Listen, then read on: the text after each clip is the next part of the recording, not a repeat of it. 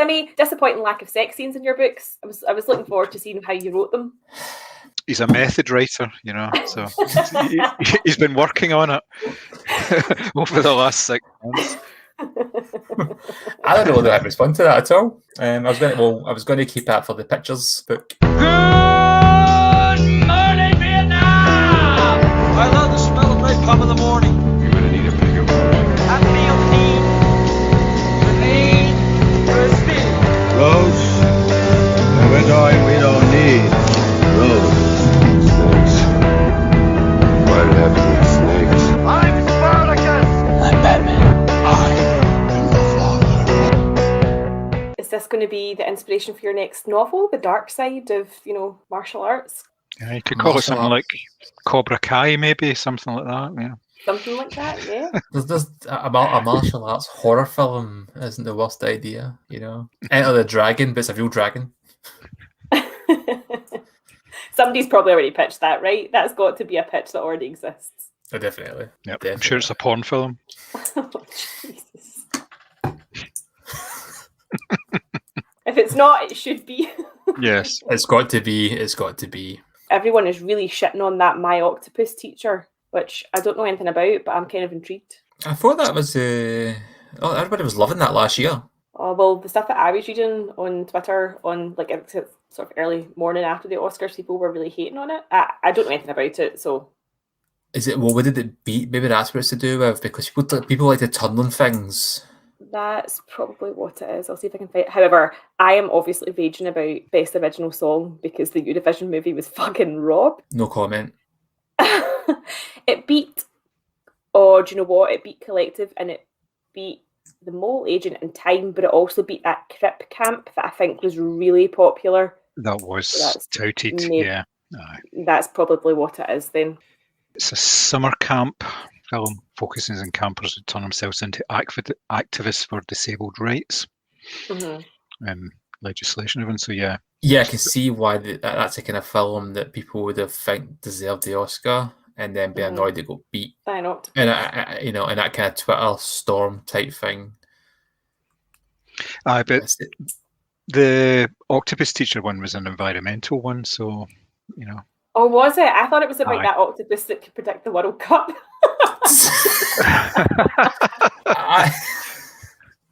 I actually wish it was now because I'd probably watch it. Do you know what? Ignorance is bliss. It really is. Guys, I'm in my own wee world thinking that was a movie about Paul the Octopus, and I was like, I don't get the hate. He got stuff right. Just slapped it away. I'm laughing at this. I'm on Wikipedia for the awards, winners and nominations, and it says winners listed, highlighted in boldface. I don't know why that's made me laugh. I don't know either. Bold. It should either say just in bold or in bold typeface. So whoever's written. Yeah, boldface. I'm like, just in bold's fine. Yep, and sounds slightly racist, doesn't it? That's I mean, 20 years' time, boldface won't be allowed. And indicated with a double dagger. I don't even know why they're bothered. I don't know. I mean, it says winner next to it as well. So. Simi, I left reviews for your books this afternoon. Oh, thank you very much. Amazon. I honestly just had the best time with Blackened. One of us, I wanted more. So I felt like I wanted to read more, if that makes sense. I felt like it was over before I'd sort of learned maybe a wee bit more about, especially about that family and how they'd come to basically take their turns every year. And Blackened, from the minute I started reading it, I was just like, oh, I'm going to be obsessed with this. And it was just so good. I literally had about 50 pages to go, but I was kind of falling asleep and I was like, right, I'm going to save this for the morning. But then I couldn't sleep because literally every time I opened my eyes, all I could see was that like plague mask thing, and I was like, fuck, I can't sleep. So I got up early just to finish it, and I was like, oh, this is so good. I loved it. I'm glad it's a desired effect. Thanks very much. Yeah, no sleep paralysis demon. Awesome. So I left reviews for you. They were great. I really, really enjoyed them. I don't know how the fuck you have time to do all of that. I really don't. I don't know either, to be honest with you, sometimes. It's not the time. Time's the easy part. It's the motivation is the difficult part. Yeah, I hear you. I've got something on every night this week. I had my interview last night as well with that director guy. And I talked myself out of it all day. And then it got to like 5 to 7 and I was like, no, you need to show that you're engaged and that you have a bit of personality about you. But I'd so talked myself out of it all day. But yeah, no, he was nice. He was from Texas, but living in LA. He basically took a shitty job to save up money and make his film. And then I gave it 2.5 stars and he didn't seem very funny.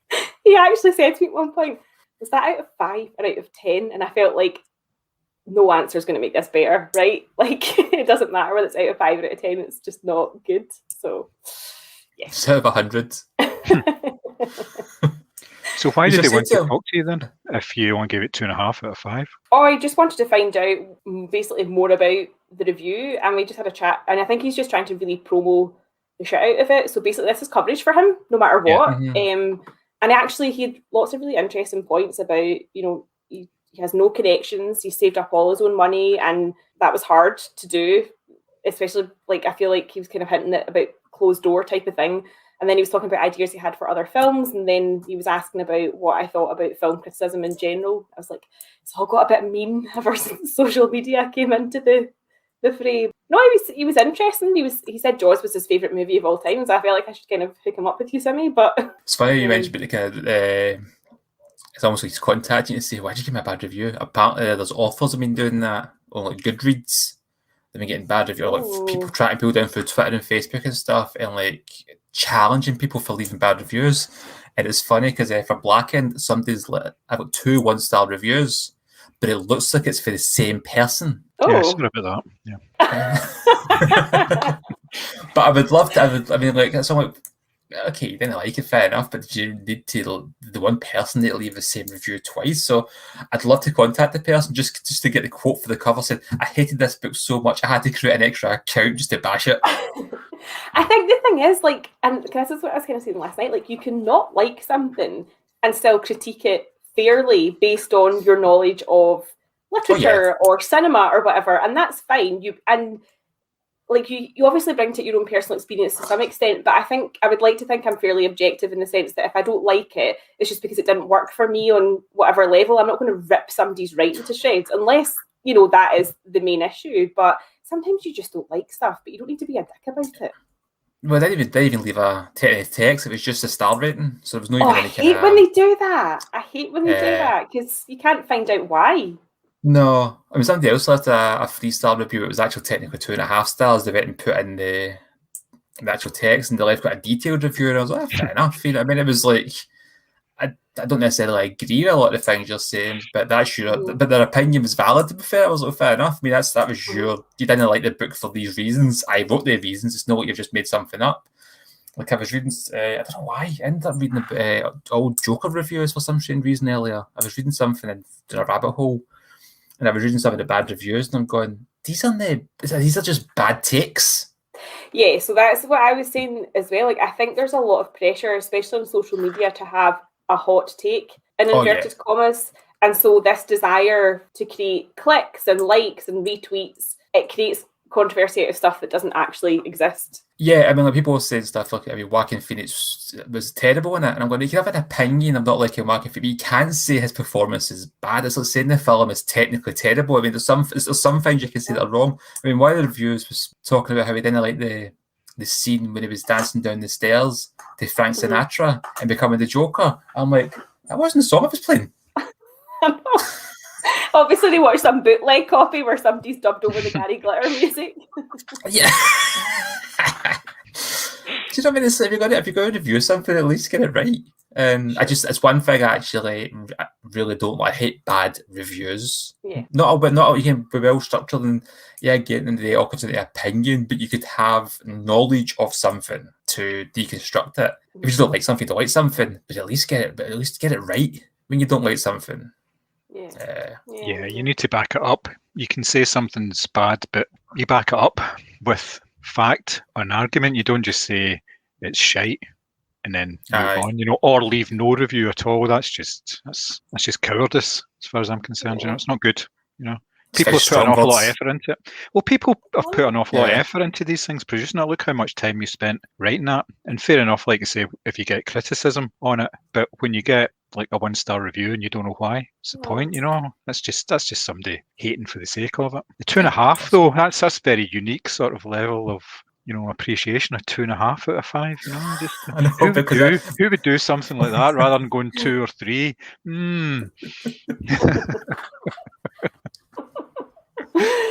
The plot thickens. Yeah, not denying it. Have you noticing this? Simi. No denials. You will quite clearly see it says Mary P 5 stars, and then there is a brief description of just how much I loved it. So, I mean, I'm quite impressed with John's fact that John's ran it for a VPN to make it seem as if it's coming from America. This review, so an extra level. Yeah. You have to go there for, let's face it. Exactly. I feel like John's got the setup that I saw on The Imposter, where they literally had like, not The Imposter, sorry, The Dissident, where they literally had like rooms full of people who were paid to be full-time trolls. And John's just like, hit him with a 1 star, hit him with a 1 star. Yeah. It always reminds me, and I actually found it quite difficult getting stuff bad, because I usually like, I mean, I think I've matured as a person, but I just love shit on films and reviews and stuff, like top 10 worst films of the year and things like that, and being a dick. But that film, Birdman, and that scene with Michael Keaton talking to the critic, it's a fucking brilliant scene. And it really kind of makes you think, you know what, you don't need to be an arsehole if you don't like something. It's fun, but... Yeah, I mean, it's like, if it's so bad, and in my head I'm thinking of Gotti, if it's so bad, it's almost not worth writing about. Like, I get that, but if it's sort of mid-range and there are some redeeming features, like, I do think you should call the redeeming features out rather than just shitting on it. Do you know what I mean? Yeah, I think it's always good to try and find the good in something, which can be difficult with certain things. There was no good in Gotti. It was not even funny. Like I thought it was going to be like almost like The Room, like so bad it was good, but it wasn't. Like, I was really distracted by his hairpiece, and like at one point I think they said his son's been shot, and he chewed the scenery so bad. Like, he literally tried to fit his whole fist in his mouth and was like making this weird like pigeon sound, and I was just like, do you know what? This isn't even funny anymore. It's just shite. Did either of you see Capone? That the Tom Hardy one? Yeah. I don't think it's out. Is it out yet? Oh yeah, it's been on Netflix for a while. Oh, has it? I just totally missed it. I know that's been slagged to fuck. It's not good. It's not good. It's an interesting idea, and it's quite unique. The fact that they're just rather than kind of another biopic of Al Capone, it's kind of in his final days and stuff. But I was disappointed by it. Oh dear. I like Tom Hardy, obviously. Yeah. I just is he doing that kind of like grumbly Bane voice though, where it's almost you can't understand? It does kind of like to mumble through it. I read something that it was a comedy clip of that, but it was like it's like every Tom Hardy performance rolled into one. He's trying to do it at the same time. Poor Tom. He's obviously targeted because he's so beautiful to look at. Not in this. Well, no, definitely not. He's sort of bald and fat, isn't he? So dad bod, sorry. Thomas is shuffled away. Where did you go? Fucking roasting. I hope it gets hotter so you can take your top off. It's all that praise. Get that dad bod out. Mm-hmm. Zac Efron dad bod. So, Mary, what have you been watching, listening to, reading, etc.? So I've got 2 episodes to go of The Shield, but I'm really keeping myself from watching them because I can't bear to part with it. I watched Nobody, the Bob Odenkirk film, which hopefully we'll pod about, and had the best fucking time. Like, was literally cheering. The violence was so good. But apart from that, I've found a couple of podcasts that I'm enjoying. So there's the Book Club Cinema podcast and the My Perfect Murder, which I've started listening to as well, which has been good. And obviously I've been reading, as I mentioned, I have read Simi's 2 books, which have been absolutely amazing. And I finished reading American Dirt by Janine Cummins, which is obviously a story of immigrants trying to escape drug lords and the Mexican cartels and make it to America by less than legal routes, put it that way. And that was a hard read. That was grim as fuck. Yeah, so that's how I've been spending my time. I'm hoping now that I have finished sort of reading the big book stack that I have, I can start getting into maybe a new series or catching up on some movies on my Netflix list. Cool. Thomas, what about you? What have you been indulging in? Apart from the usual series stuff, obviously, you know. Yeah, I'll have the decadent last days of Rome, which I just call a Sunday type of things. No, book-wise, I recently read My Best Friend's Exorcism by Grady Hendrix, which I enjoyed. It wasn't really as much a horror as I thought it would be, but it was a nice little kind of like, it's set in the 80s, so very retro. and a lot of its themes, and they're making it into a film, which I think could be fun, especially being if they go down that kind of Stranger Things style with it.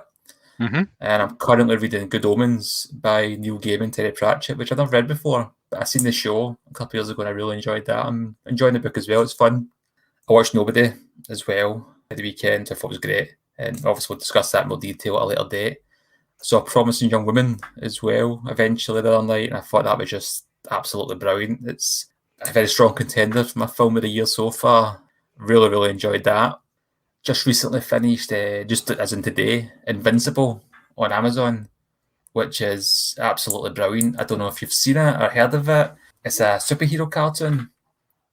I don't want to say too much about it because it can be quite spoilery, but I watched the first episode and I was so close to just going, this is not for me, and ready to turn it off. But I'm glad I stuck to the end because the last 5 minutes I was like, whoa, I need to watch more. And it's got an amazing cast. Stephen Yeun is in it, J.K. Simmons, Sandra Oh, Mahashera, I can't remember his name, you know what I'm talking about, the guy from Detective, and you played Mahashera Ali, he's in it, it's a cameo. Seth Rogen pops up at one point. Zachary Quinto, so it's got an incredible cast. That sounds cool. It's worth watching, honestly, but watch the full first episode. It's definitely worth your time. Is it like anti-superhero, like The Boys, or is it a conventional superhero narrative? See, it's more the latter, but with a twist. And that's all I want to say, because I was watching it, like, this is very running in the mill. There's nothing really unique about this, but it does get really good.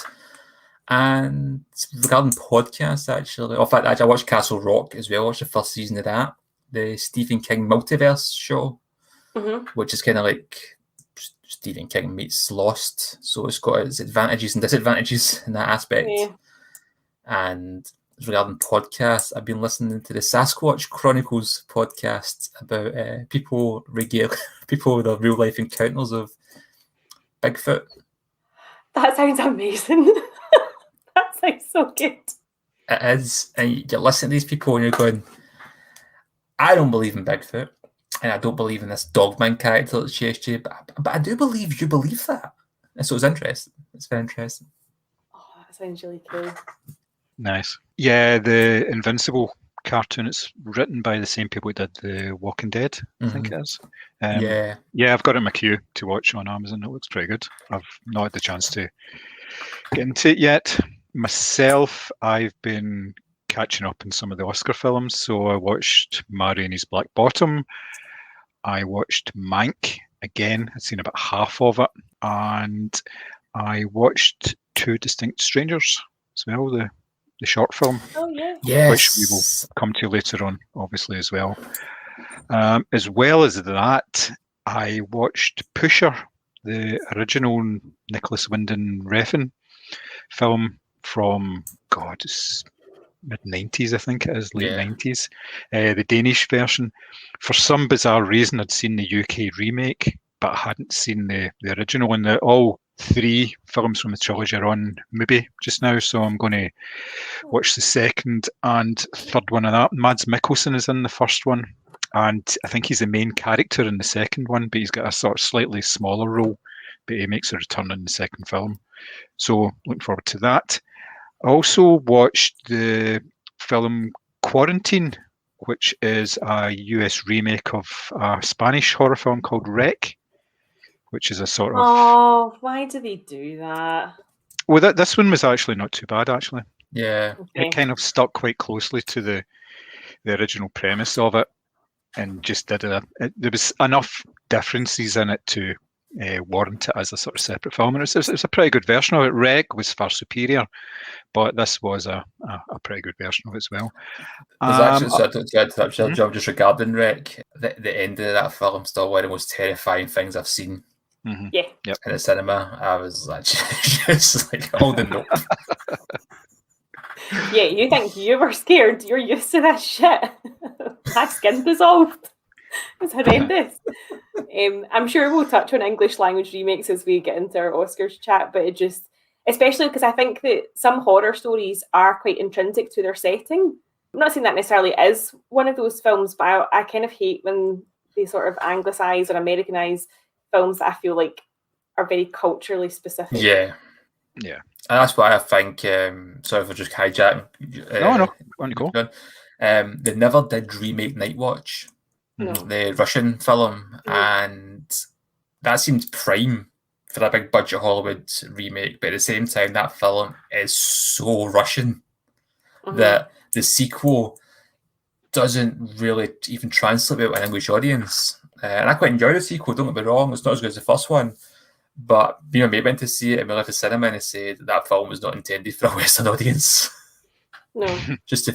What else have I been watching? I got a screener of Without Remorse, based in the Tom Clancy novel, which has Michael B. Jordan in the title role of John Clark. And it's actually a pretty good movie. It's pretty decent, good action film, and he's excellent in the central role as he's a US Army, I think they're special forces, and obviously gets done over and has to try and figure out why he get done over in the first place. That's pretty good.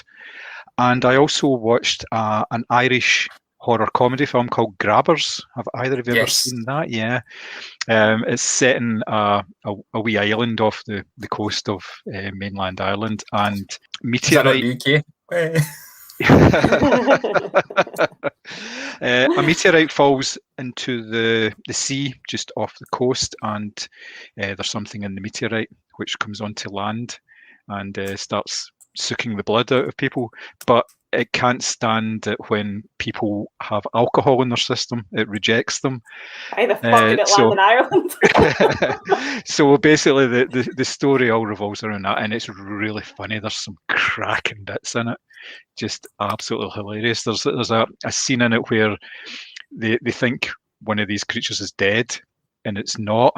So three of them are going towards it, and they're in this lab. So somebody picks up a knife, and then somebody picks up a chair and starts shaking the chair. And then the third person's looking at the other two thinking, oh my God. So he picks up a newspaper and rolls it up. So there's the three of them standing there ready to do battle with this alien. It's just hilarious. Really, really good. You should seek it out. It's usually, I think it's one of these ones that's on sort of rotation in Horror Channel. So it's definitely worth having a look at. TV-wise, Falcon and Winter Soldier, just finished that today.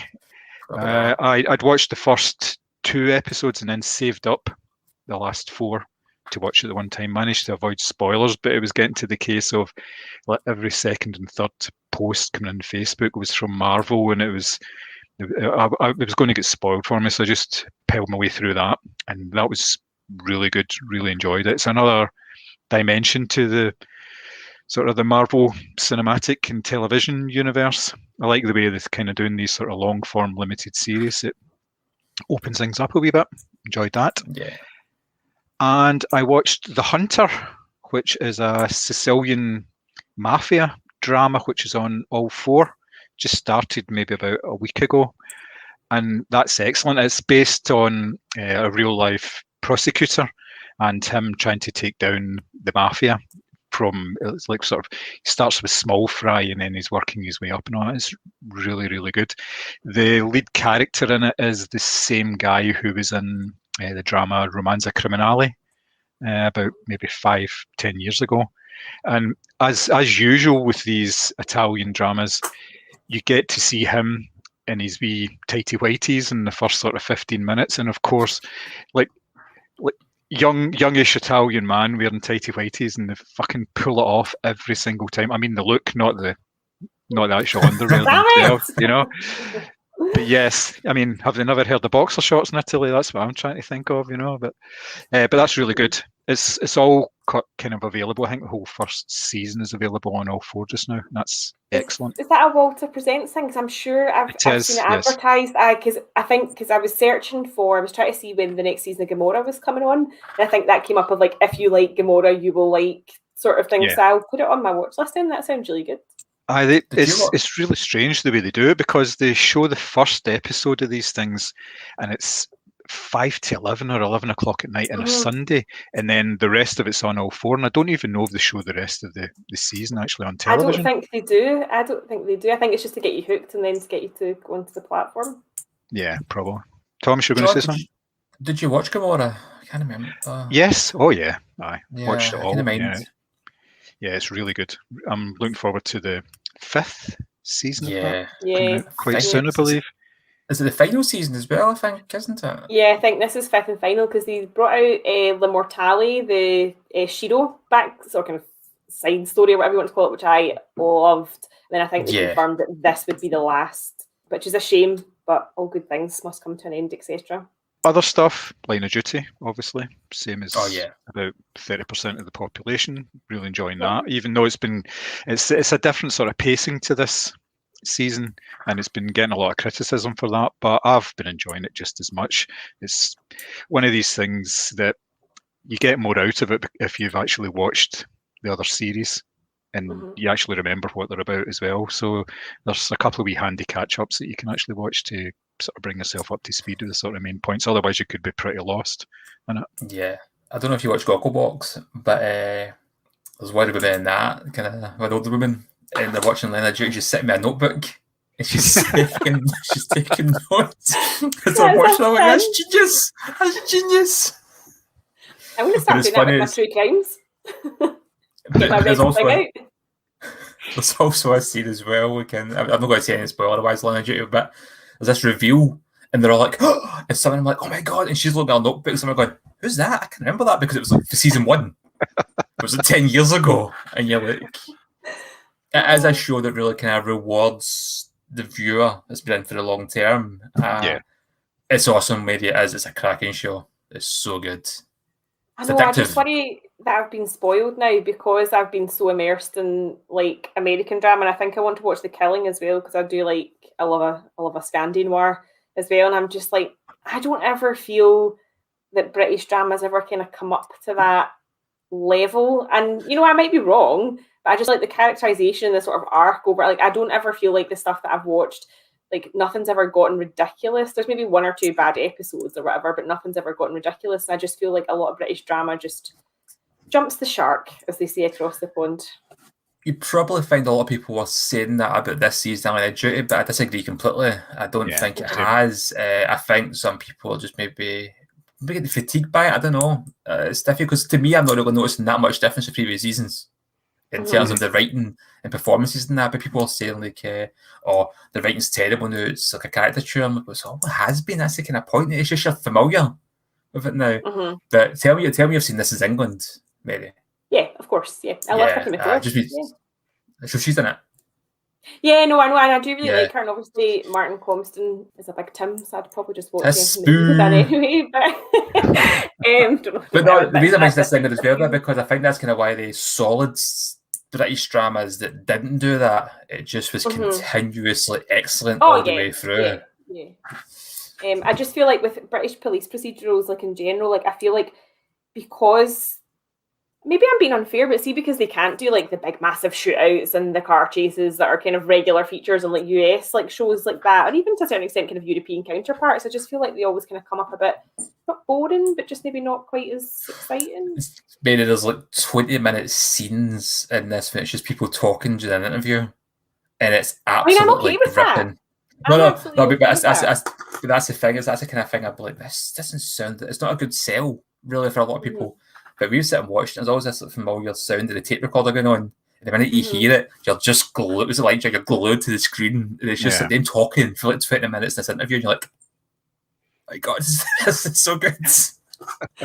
I actually went to message you the other night because the last episode that we watched of S.H.I.E.L.D. was like the ice people put on the tape, and Vic just lets rip. And I was just like, I cannot fucking believe this has happened. And he's sitting there, and the weird thing is, Michael Chiklis does actually look exhausted.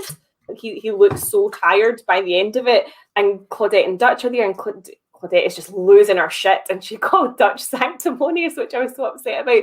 But then one of Chris's pals has totally ruined it for me because he was showing me the Always Sunny impression of CCH Pounder. So now that's in my head every time she talks, and I feel like you can join those dots, Simmy, because I know you've seen them both. I don't understand how Michael Chiklis isn't like a bigger actor. He's so good. Do you know? And the thing is, I watched him in that Vegas, which wasn't great. It was him and Dennis Quaid, and he's essentially kind of playing a Vegas version of Vic Mackey, this sort of dodgy kind of wheeler and dealer type. I know he's got a program. I can't remember what it's called. Is it the Goldbergs? No. Coyote, I think. But people are absolutely ripping it apart, and it's a shame because I actually think as a character study, I mean, he's someone that you can totally get taken by his charisma, but you also know he's just a dangerous arsehole. And I just think as character studies go, this has been one of the best I've ever seen. I mean, like you said, like Fantastic Four and things like that. And he's very good, a very good comedic actor as well. Maybe he's dodgy behind the scenes. I don't know. We should probably put in a disclaimer there. A disclaimer. I don't actually know if he is. Right, to round off the TV stuff, I have been watching the Clone Wars, the 2D micro series, which is just landed on Disney Plus. This is the original version of the Clone Wars, which was aired, I think it was like in 5-minute segments or something over the course of about a year. And it was done by the same guy who did Samurai Jack. And it's just fantastic. It's so different to the way that the Clone Wars was actually done after that. It's sort of the 20, 30-minute episodes. It's really, really good. They pulled them all together into 2 1-hour shows. And it's excellent. I really like that. I'm trying to think what else. Oh, I'm working my way through the last season of The Man in the High Castle as well. Season 4, I think. Sorry, you got to say. That's it. Yeah. No, that's it. I really want to go back to that. I watched the first season, really enjoyed it. We started watching the second season, fell away from it for some reason. I was convinced we finished it, went straight to season 3, had a fucking clue what was going on. Realised I hadn't seen all of season 2 and then just couldn't get back into it. Yeah, no, it's good. It's definitely worth picking up. Something similar, I got about halfway through, maybe season 2, I think it was as well, and dropped it. And I just had to go back and start watching it from the beginning of season 2 because I think there. Sometimes with these shows, they do like sort of catch up, like 2-3 minute episodes, and it tells you what's going on. But the only one that they had was for seasons 1, 2, and 3. So there was so much stuff in it that just, wasn't worth actually having a look at. But yeah, it's pretty good. I'm not sure if that's it done now or what. I'm not sure if there's going to be another season of it because I haven't obviously reached the end of it and I haven't read anything up in case get spoilers because it's like maybe about 2 years old now or something. So have you read the book? No, yeah, I have not. I didn't like it either. Which is why I've not started the series. Like on paper, that's a book that I should really enjoy. Nazis, the world. Obviously. Exactly right. So, but I didn't feel anything for anyone in it. The Nazis have won. That's a bit delightful romp. I didn't feel it, and I don't know. I struggled to, and I'm not somebody who abandons books easily. So I did sort of power through to the end, but I was just like, oh, that isn't for me, which is a shame because I wanted to read it and then start the series. But because I was so dissuaded, I didn't. Yeah, I didn't finish it. It's a short book as well, but it was just such a slog. Yeah. It was such a slog. The show, I think you'll enjoy the show, Mary. I'm not even take the piss here, but the main Nazi guy, I think you really like him because his character's so good. His performance is excellent. It comes across as the kind of actor you would like. Is it Rufus Sewell? Yes. Is it? Yes. Yeah, I like him. Yeah. You like him in this. He's following gravitas and. Is his cap at a jaunty angle? No. Nazis, proper Nazis don't wear their hats at a jaunty angle. There's nothing jaunty about them. Hans Landa did, and he was the best. Look what happened to him. Okay, finishing things off, books I've been reading from 1984. Nice. It's really good. He wrote Butch Cassidy and the Sundance Kid, All the President's Men, and Marathon Man. Did the screenplay for those, and he's a very, very good writer. He has got a healthy disdain for everything to do with Hollywood, considering he was right in the middle of it, and it's very, very funny as well. Some really excellent pieces in it. So yeah, it's just pretty good, and I've had that for years and years, that book, and I am rereading One of Us from up-and-coming author Thomas Simpson, just because after I'd listened to the interview that you did on YouTube, and you mentioned that the sort of 3 of the main characters were named after horror characters, and I didn't pick up on that at all the first time. So I thought I need to read it again. So I've been working my way through that again. So it's very, very good. he seems like quite a nice guy, so 2.5 out of 5 probably, I think.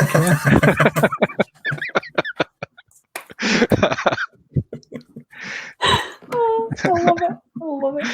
And that's me. Just the usual. Busy. I feel like I've hardly done anything. I've not been busy. That's why I'm able to watch all these things. Yeah. But yes, the usual sort of gubbins. Lots of other things I've been watching as well, but nothing really worth noting. You ready, Mary Snow Leopard? Oh my! Oh yeah, this is just to hide my sunburn because I thought you guys would laugh if you could see it. So. How did you? Probably. I'm not even going to ask how you managed to get sunburned because it was the weekend. It was roasting. Yeah, it was quite nice. Yeah, I suppose so. I even got sunburn. Top or what, bottom? Jumpsuit, Tim? Yeah. Everything.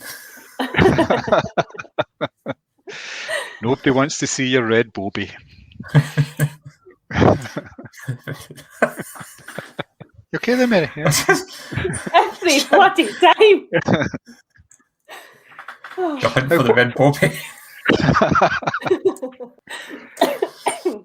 Wait, I'm now choking on myself. Don't know if there has been making a backlash against this, or it's because of kind of the role it's played. But I'm surprised there hasn't been much of a why isn't a real deaf actor playing the part in Sound of Metal? Because that seems to be the whole rage just now as well. Or was that a thing? The character wasn't deaf to begin with, though, so it'd be a bit of a push. That's maybe. A point. Yeah, I know that's what I was thinking, but I don't know. I'm just surprised there wasn't something. That could be the good enough. That could be a fair enough reason for it, but I don't know. Yeah, I mean, technically, having Anthony Hopkins and the father, it could be the grandfather. If he's 83 years old, Well, yes. Could even be the great grandfather if he's been a bit frisky, obviously. If he's from Dundee. oh, it's a bit harsh. I would have said Paisley. No, it's just my friend is the same age as me. She's 31 and she's from Dundee, and she always says the fact that she's not a grandmother is something of a local record. I went to school with a guy who was recently a granddad in the last couple of years. How old is he? How old are you? 38. Right, what the fuck? Like, a lot of guys don't even have children at 38, yourself included. Jeez. No, they know it's off. That Simpson charm was legendary before he settled down. Yeah. It's going to pop up at the Oscars. That'll be like, and now the award for Best Actor goes to, and it's the first abandoned bastard child who was left in an orphanage at 2 days old. Special award for Thomas's best swimmer. Yeah. Best supporting actor. I thought the thing was more of an ensemble cast. Oh, man. That's the first line for your book. He had a burning desire to do it. He hadn't taken his turn in a while. Yeah. No, it's just because I'm always intrigued by, like, now how they have that award every year for, like, worst sex scene in a novel. And then on Reddit, there's men writing women, and it's always like the way sex scenes are described. You can really tell when it's a guy that's writing it. And I just wondered, obviously they're horror novels, but I just wondered because there was a couple of times where I thought, oh, where's this leading? Oh, end of chapter. So I was like, all right, okay. And I just wondered if you would have ventured down that route or not. But obviously your focus was on the horror. Nah, it's for that kind of reason, like I think I would cringe too much try to write it, and I don't really think I need it. Oh no, it definitely didn't. I'm just ripping the piss. You should start the next one with a sex scene. That's why you got the two. That's why you got the 2.5 stars. Disappointing lack of sex. Yeah. Oh man. That's the sequel. That's the sequel. 3 of Us.